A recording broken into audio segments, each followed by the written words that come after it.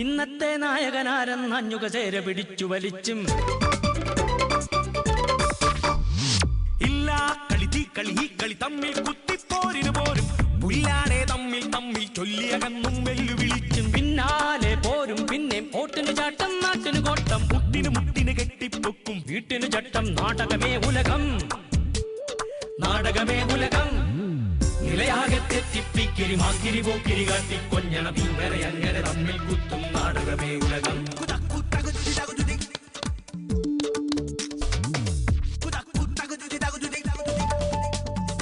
നാടകമേ ഉലകം നാടകമേ ഉലകം.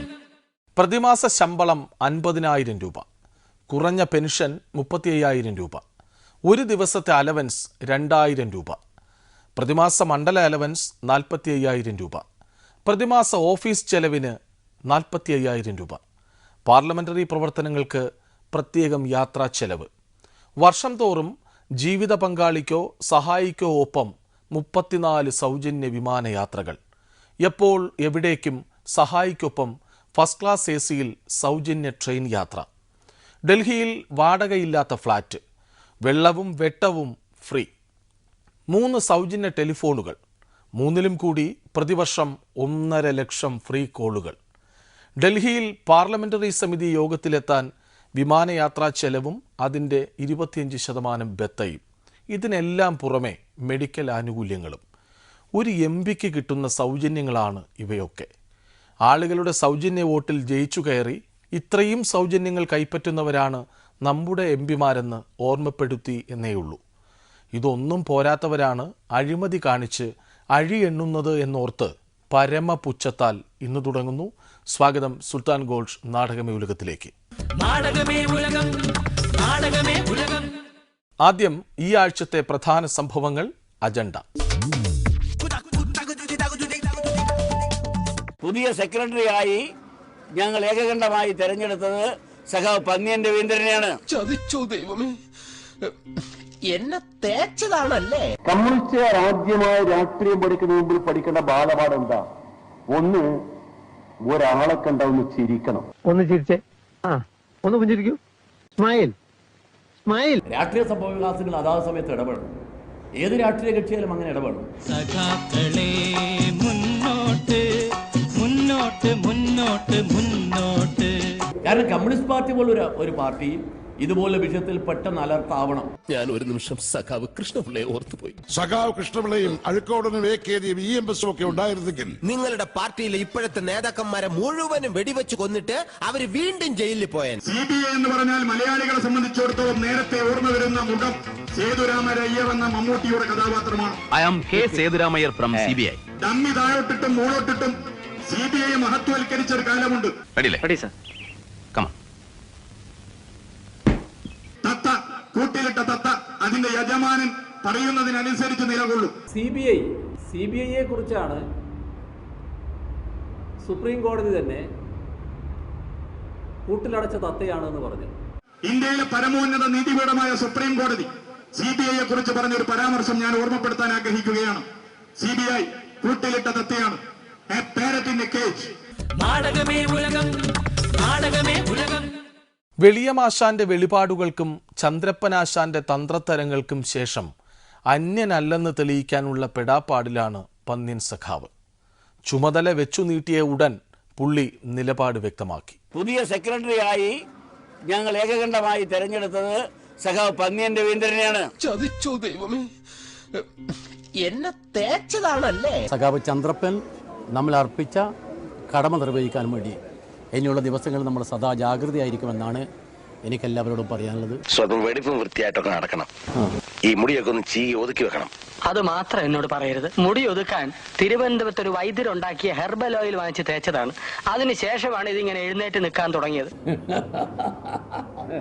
ശേഷം മുൻഗാമികളുടെ അതേ സ്റ്റൈലിൽ അരിവാൾ ഓങ്ങി നോക്കി.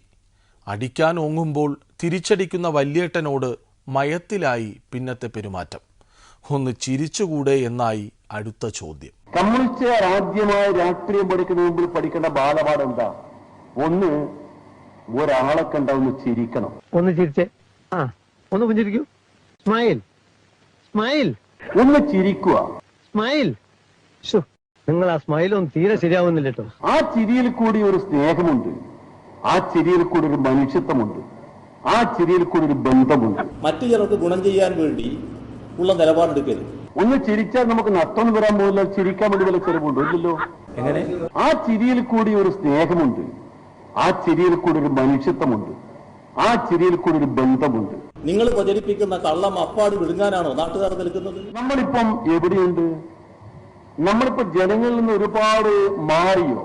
നിങ്ങളുടെ താല്പര്യം എല്ലാവർക്കും മനസ്സിലാവില്ലേ?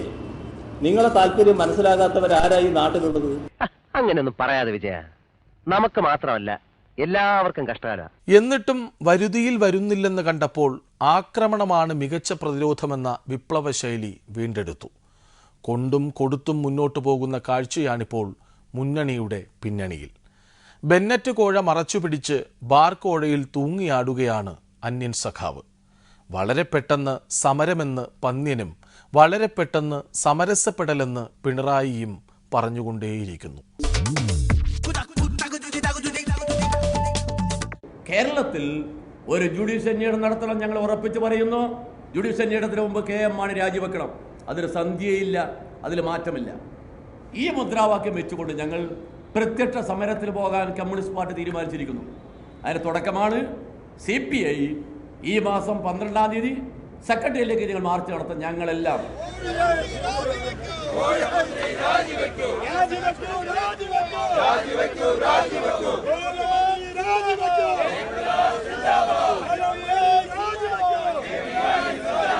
രാഷ്ട്രീയ സംഭവ വികാസങ്ങൾ നമ്മൾ ഒരുപാട് കാത്തു നിൽക്കാൻ പറ്റില്ല.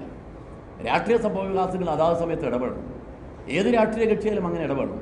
ഞങ്ങളാ പെട്ടെന്ന് ഇടപെടാനുള്ള സമീപനം ഞങ്ങൾ സ്വീകരിച്ചത്. സഖാക്കളെ മുന്നോട്ട് മുന്നോട്ട് മുന്നോട്ട് മുന്നോട്ട്, സഖാക്കളെ മുന്നോട്ട് മുന്നോട്ട് മുന്നോട്ട് മുന്നോട്ട്. കാരണം കമ്മ്യൂണിസ്റ്റ് പാർട്ടി പോലുള്ള ഒരു പാർട്ടി ഇതുപോലെ വിഷയത്തിൽ പെട്ടെന്ന് അലർട്ട് ആവണം.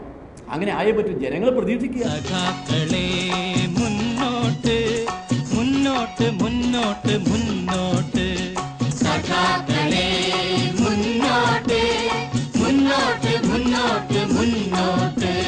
ഇടതുപക്ഷ പാർട്ടികൾക്ക് നമ്മുടെ രാജ്യത്ത് നല്ല തിരിച്ചടി നേരിട്ട ഒരു കാലം കൂടിയാണ്. ഇങ്ങനെ ഈ മോഹം വണ്ടി കരയേറുന്ന ഒരു പാർട്ടിയല്ല ഞങ്ങളുടെ പാർട്ടി. തിരിച്ചു വരവിനുള്ള ശ്രമത്തിലാണ് ഇപ്പോൾ ഇന്ത്യയിലെ കമ്മ്യൂണിസ്റ്റ് പാർട്ടി. അത്തരം ഒരു ആവശ്യം വരുന്നുണ്ടെങ്കിൽ ഞങ്ങൾ അതിന് സന്നദ്ധമാകും. നമ്മളെ ഇടതുപക്ഷ പ്രസ്ഥാനത്തിന്റെ സമരങ്ങൾ ഒന്നും തന്നെ ക്ലച്ച് പിടിക്കുന്നില്ല എന്നൊരു ചർച്ച പൊതുവിൽ വരുന്നൊരു ഘട്ടം.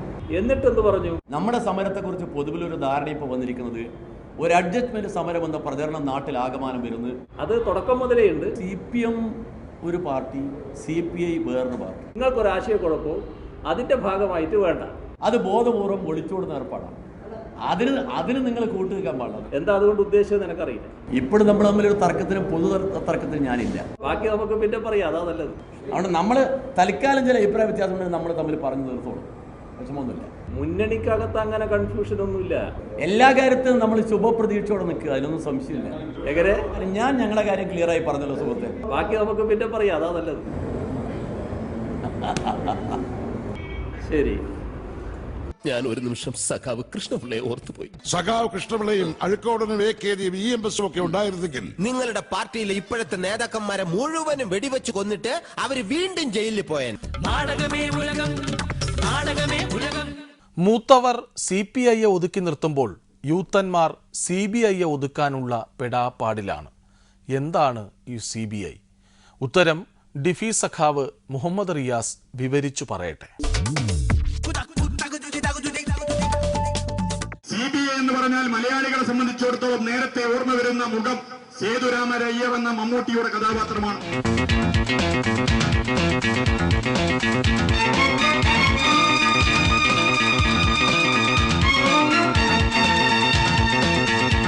മമ്മൂട്ടി നായകനായ സിനിമ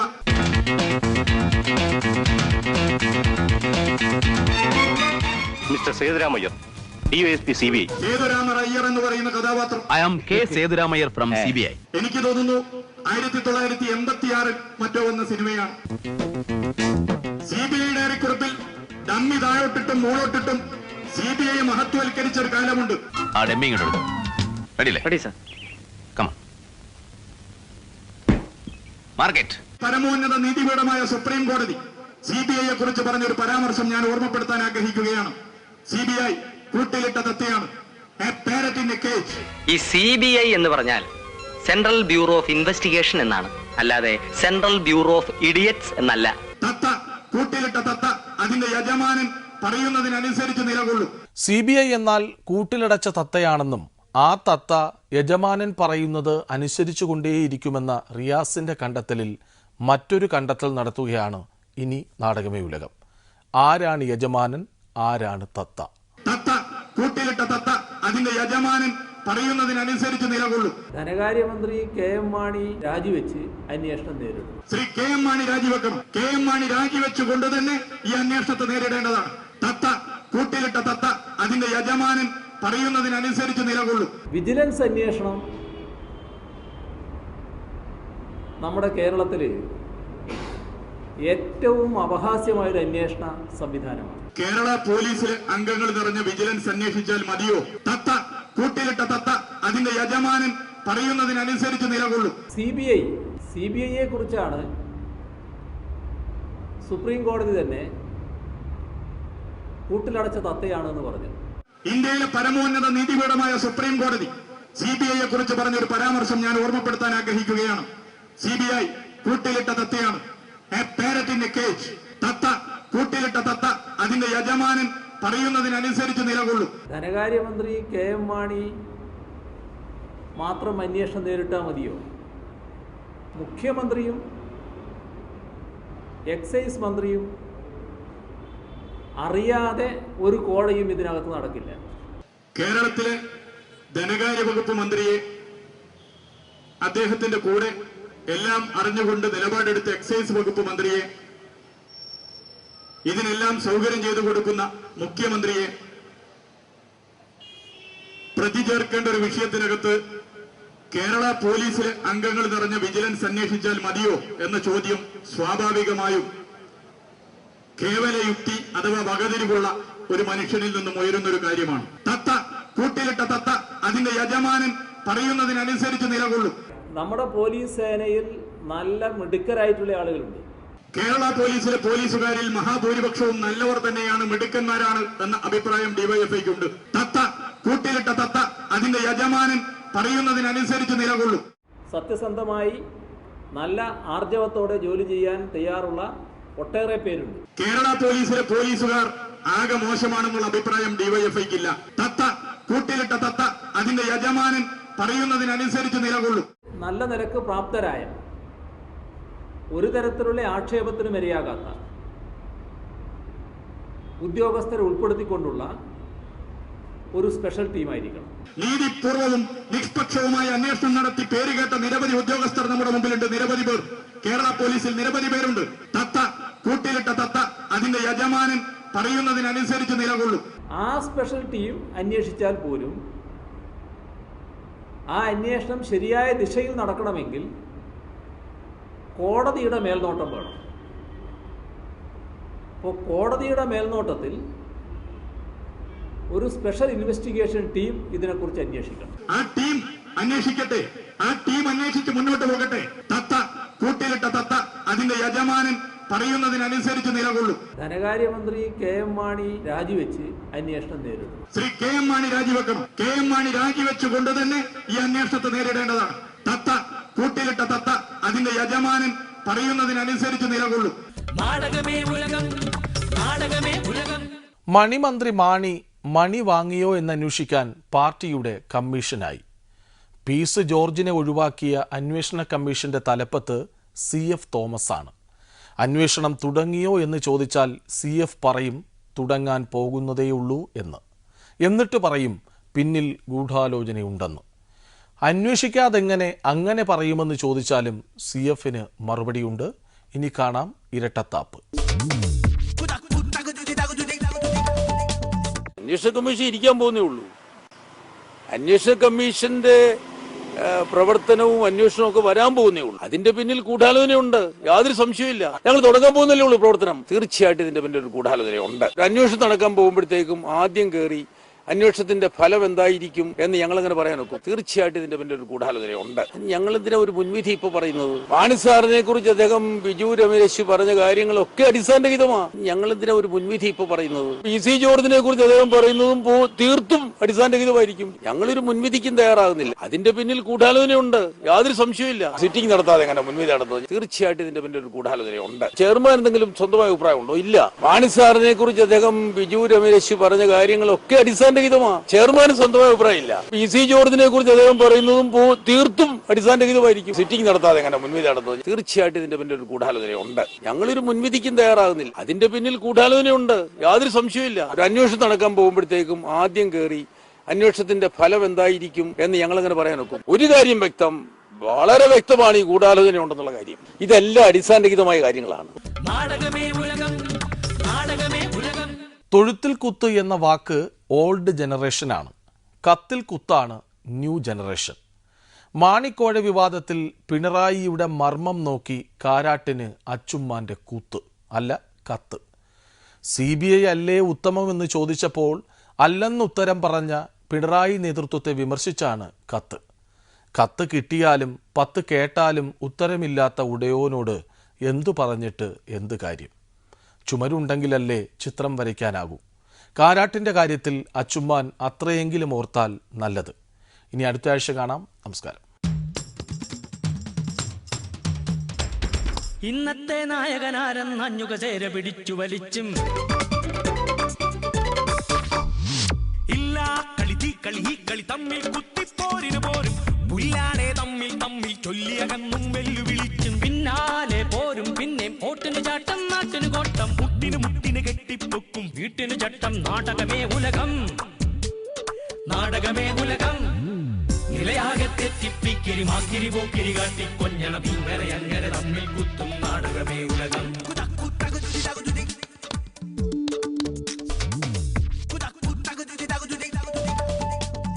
മൂക്കില്ല മൂക്കന്റെ വാക്കിനു തൂക്കം നാക്കിന് താക്കം നോക്കിനു തക്കം ദിക്കാകെ തെറ്റി ഛായ വളർത്തി മേനി മിനുക്കി പാരാകെ പാടി നടക്കും തന്നുടെ മേനികൾ നാടും വീടും തോടും മേടും കാടും തന്നുടേതാക്കും ചട്ടം നാടകമേ